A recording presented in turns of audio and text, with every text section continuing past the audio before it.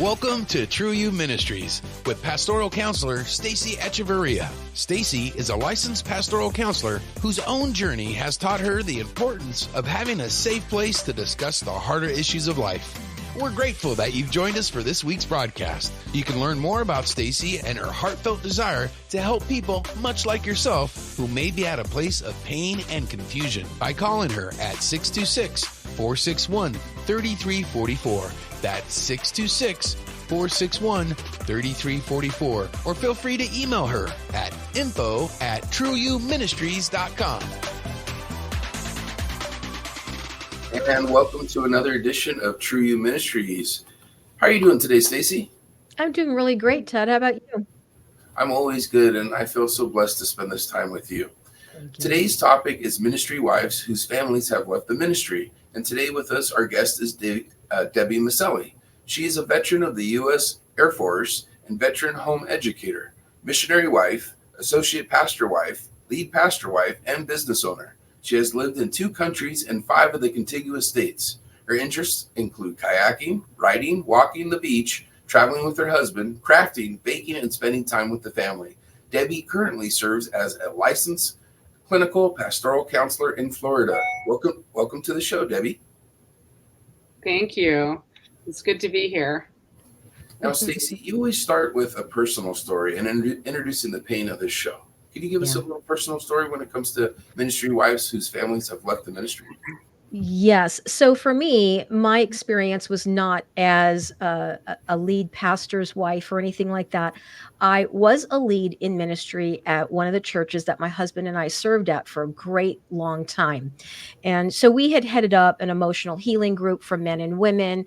And we had been wanting to go to church in our area, in our neighborhood. We were driving about 10 to 15 miles every Sunday to go to church. And, our thinking was, well, we'd like to invite people to church. And then we'd say, well, it's about 10 to 15 miles away. It didn't make a lot of sense. So we were seeking the Lord in what to do. And we were not going to move unless the Lord, number one, said it was time to move. And then he would show us where we would go. So that was an easier process, by the way.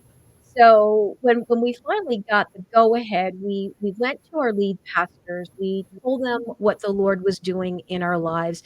And at first, they completely understood. Then there was an incident that occurred in the church, and it was extremely upsetting to me. I made my concerns known. And unfortunately, neither of the pastors reached out to me to talk with me about it. We had run into them at a friend's daughter's wedding, and we were completely ignored by one of them. And many of the people that attended our church who would normally say hello to us kind of shunned us. And so that was really a very difficult and painful experience. That was 7 years ago. And we've never resolved it. We've never talked about it. And my story is just one of thousands, and it's unfortunate. So for me, it's like, well, I'm in a huge church right now. And both my husband and I, we both said, yep, we're not interested in serving in the church, in that institution. I'm in ministry every day working with my counsel, my clients. And that's the ministry that I've been called to. So I'm not limited to being in the local church. So that's a little bit about my story. Well, thank you for sharing. And Debbie, what about yourself? What's your personal story when it comes to ministry wives whose families have left the ministry? Well, part of my story is very similar to Stacy's.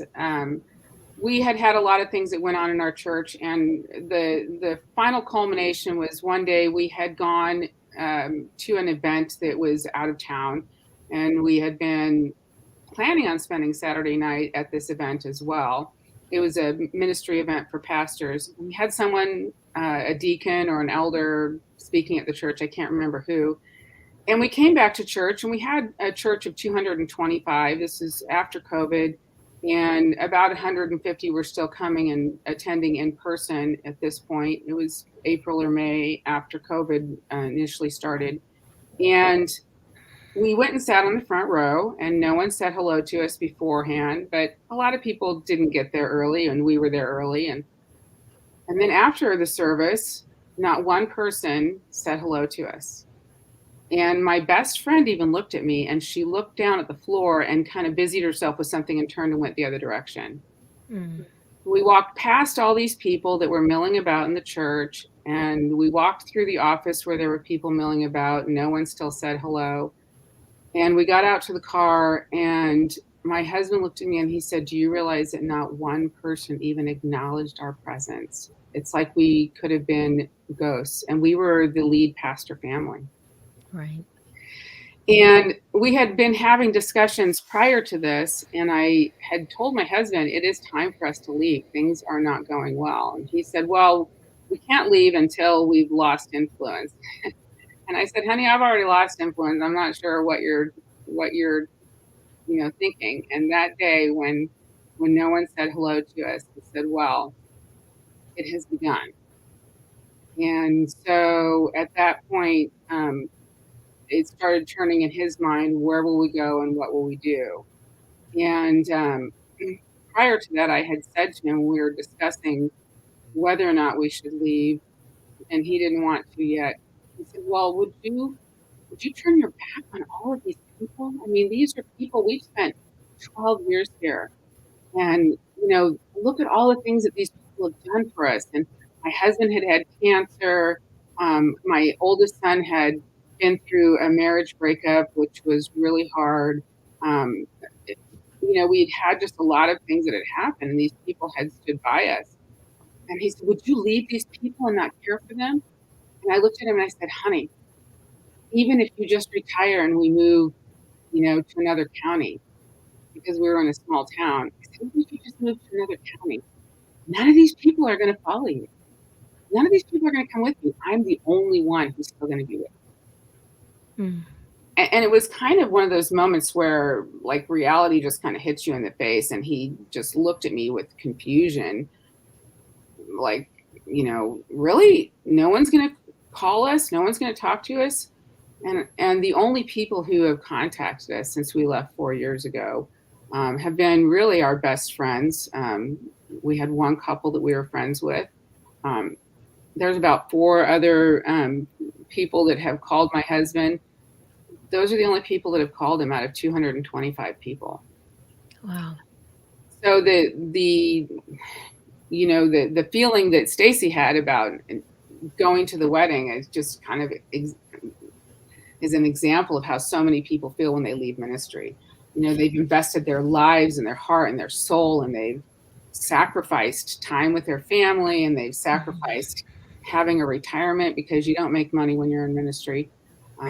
They've sacrificed all kinds of things. And then when they leave, it's just like, "Oh, okay, well, we used you. We're done." Yeah. Well, that's got to be tough too. You said 12 years with the church. So Stacy, that's got to be tough. Even, whether it be church or relationship, when it's that long of a time that goes by that you've invested, it's got to be even harder to separate. It is. I have found that to be such a weird thing, especially at the church that my husband and I were at. Now, mind you, my husband was at that church for 30 years, and I was there for 10. Very long time. And so I remember asking when the lead pastor, who was there for 27 years, handed over to his son-in-law and daughter the lead pastor reins, right? I remember there was an incident that was going on in one of my in my small group, my emotional healing group that I was facilitating. And I asked the female pastor, I said, "Are we that church that when someone leaves, we no longer have a relationship with them? Are we that church?" And I asked her that because I knew there was a history of it. And she flat out said, "No, we're not that church." So then when my husband and I experienced what we experienced, and the issue on a Sunday morning was one of the members of our congregation was teaching that morning on a Sunday on white privilege. and I lost my mind. I got up and I walked out, and I was so angry about that because I thought, how is this appropriate for a Sunday morning? This is not appropriate at all. People were so upset, but I was the only one that walked out. And I made my opinion known about this. It was very well known. Somehow it got back to the pastors from someone else, an associate pastor, rather than talking with me. There was an assumption that was made and relationship was broken. And that's what happens. That's what happens sometimes. And I find that to be a real concern because aren't we supposed to do it better than the world? Aren't we supposed to show another way of dealing with division or misunderstanding in relationships? But I'm finding that over and over and over again, that the expectation that I have that as believers we would behave better is idealistic. We're broken people, right? And so hurting people hurt people, and it happens in the church as well. And that's an unfortunate thing. The skill set isn't there, which is unfortunate. And so what ends up happening, and thank God it didn't happen for my husband and myself, it did not impact our relationship with the Lord. We didn't turn away from him or the church, the overall church, not the building, but the church. Other people, depending on where they're at in their walk, that could be a major turnoff, a major wounding where they're like, oh, wow, if that's how you're representing Jesus, I don't want anything to do with your Savior. And they will leave the faith and the overall body of the church, which I think is just really, really sad, and it's unfortunate. Yeah, it is. For those just tuning into True You Ministries, today's topic is ministry wives whose families have left the ministry. If you'd like to call Stacy, reach out to Stacy. Call her at 626-461-3344 or email her info@trueyouministries.com. She does individual counseling, couple counseling. She really covers it all, and she's really good at networking. So if she can't help you, she definitely can guide you towards someone who can. And our guest today is Debbie Maselli, and she's a licensed clinical pastoral counselor in Florida. And so what are some scriptures that you're always good at giving us scriptures, Stacy. What are some scriptures that deal with this? Yeah, there's a couple that Debbie and I came up with. We really like this. Hebrews 13:5-6. God himself has said, I will never fail you or abandon you. Therefore, we say with confidence, Adonai is my helper. I will not be afraid. What can a human being do to me? And then Psalm 118:6-8a. With Adonai at my side, I fear nothing. What can human beings do to me?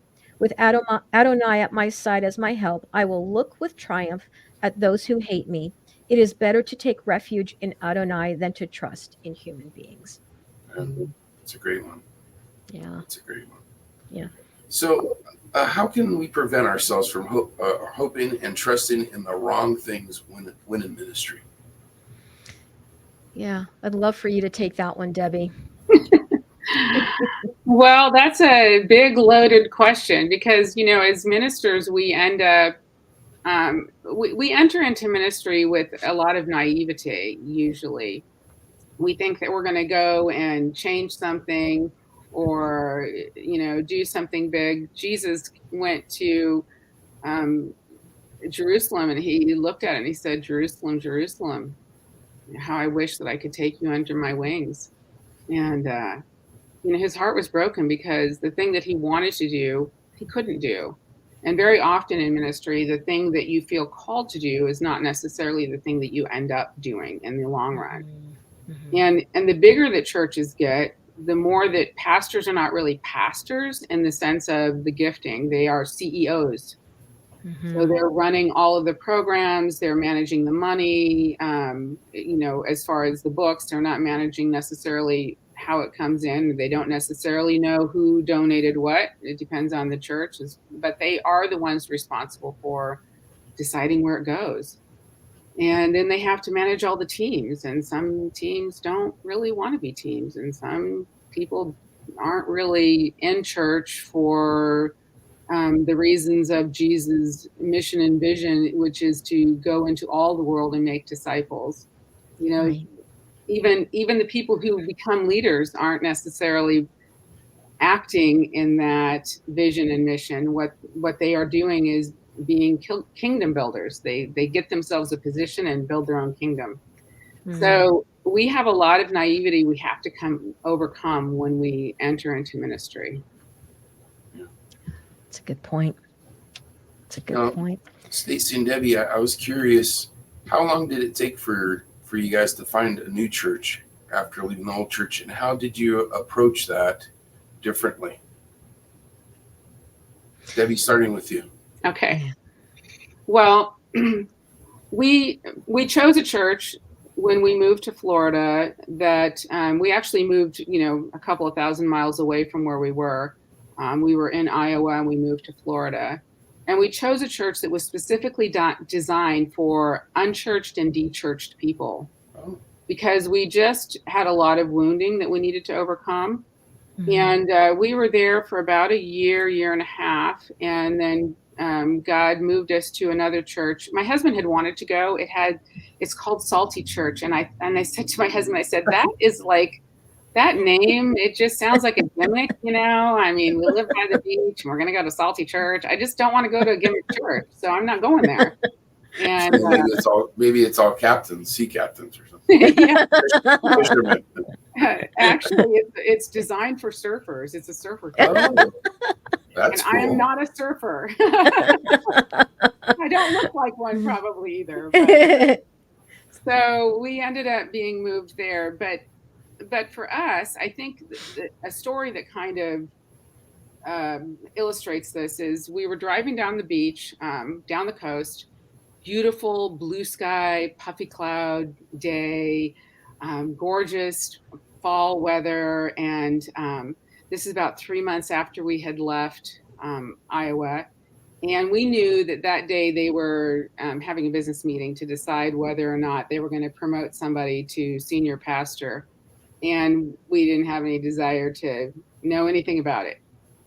So we're just enjoying the day. We had been to St. Augustine and had a wonderful lunch, and the music was playing, windows down. We're just really enjoying each other's company. And we get a phone call. And it's my friend from another state. And she said, "Are you online right now?" And I said, "No, why?" She says, "Good." And she hung up the phone.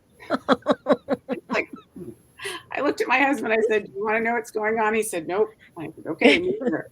And we driving a little bit further, about 20 minutes down the road, and my youngest son calls and he says, "Mom, are you on the phone? I mean, not on the phone, online." And I said, "No, why?" And he said, "Good, stay off. You don't need to be on there now." Okay, and he gets off the phone. So I looked at my husband. I said, "You still don't want to know?" And he said, "Nope." And I said, "Well, me either." So we kept going. So we found out later on that the church had actually put the business meeting on Facebook Live public. Oh, jeez. And in order to promote the guy that they wanted to promote, they were degrading my husband. Oh. And my youngest son was laying in bed, and it was, around lunchtime. He was laying in bed scrolling on Facebook and saw that they went live, and he opened it up to see them bad-mouthing his father. Wow. After 12 years of ministry.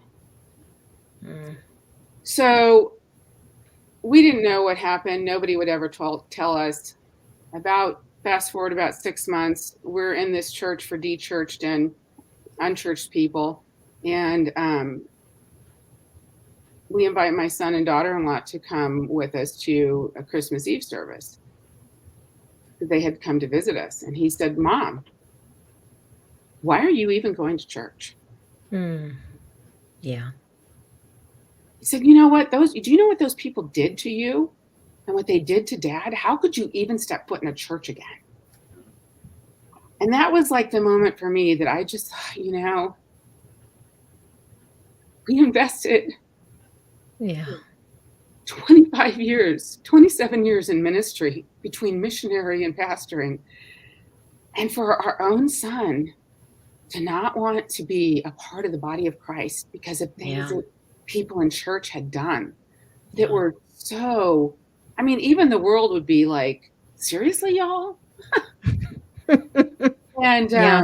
that was really, really, really hurtful. That was probably the worst moment for me, to see that my own Mhm. son was being turned away. Yeah. But fast forward again, we started attending Salty Church because my job had changed. And my husband said, let's just go try that church. And I said, oh my gosh, all right. You go try it while I'm at work, and I'll go to the 12 o'clock service with you after I get off at 11. And so I went, and he said, I went to the sunrise service and it was great. And I said, you want to go back to the second service and hear it again? Really? And he said, yeah, because the other pastor speaks at the main campus then.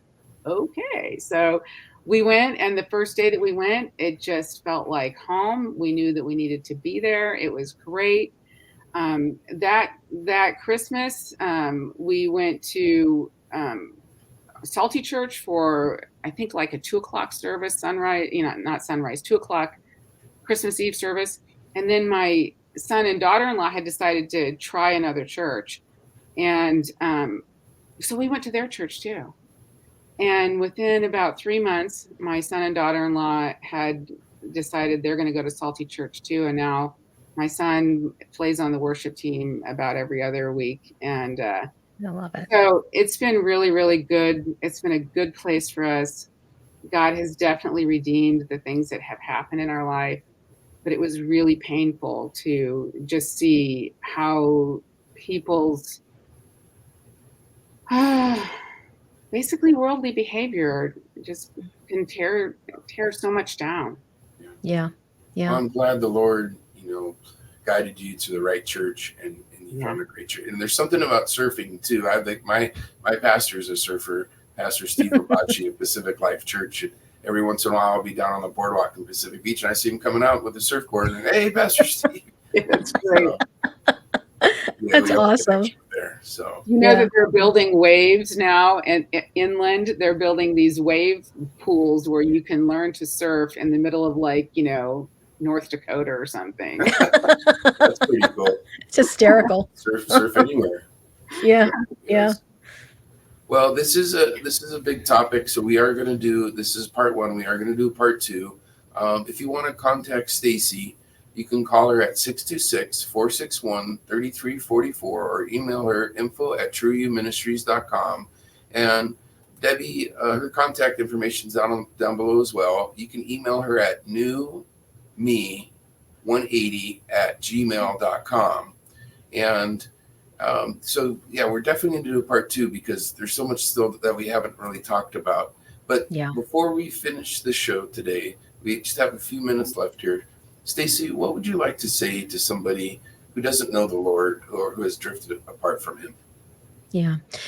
Well, what I would like to say is that whatever you may have experienced with church people, Christians, that was negative, that was hurtful or wounding to you, that's not the Lord.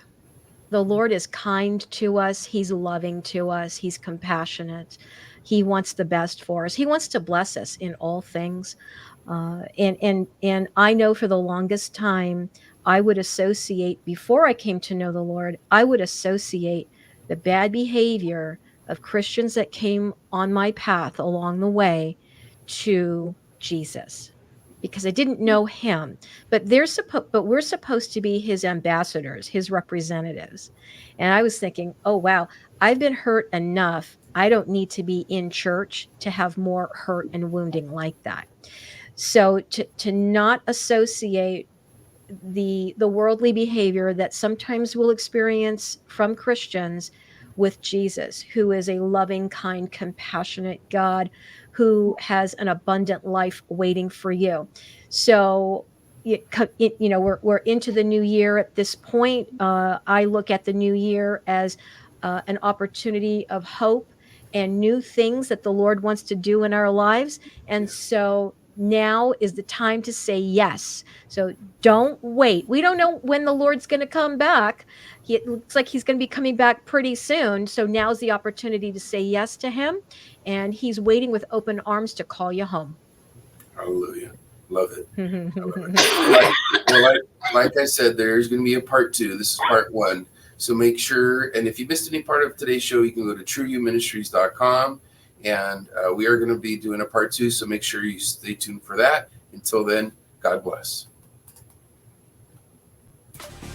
You've been listening to True You Ministries with pastoral counselor Stacy Echeverria. Stacy is a licensed pastoral counselor whose own journey has taught her the importance of having a safe place to discuss the harder issues of life. You can learn more about Stacy and her heartfelt desire to help people, much like yourself, who may be at a place of pain and confusion by calling her at 626-461-3344. That's 626-461-3344. Or feel free to email her at info@trueyouministries.com. That email once again is info@trueyouministries.com. Thank you for tuning into today's show, and we'll see you next week at the same time. And may God richly bless you.